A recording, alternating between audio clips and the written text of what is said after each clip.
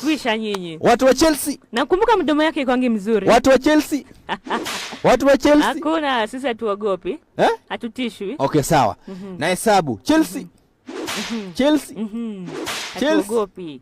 Hatutishwi. Nimesimamia na hapo. Aha, tatu pekee hatutishwi. Nimesimamia na hapo. Watu wa Arsenal. Arsenal.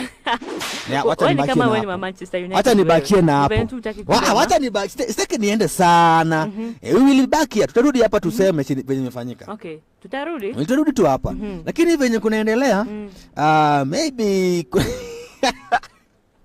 maybe mambo kuniangalia hivyo wewe. Mambo yatachemka. Nyinyi watu wa Chelsea kuniangalia hivyo. Sitaki nitoke hapa mnipike na maji nikitembea kwa barabara. Ni za umana alafu niambie alisema akasema. Anyway msikizaji, kumbuka hapa ni ile place. Kesho ni weekend. Kesho ni weekend. Hata tuseme imeanza leo. Form ni gani?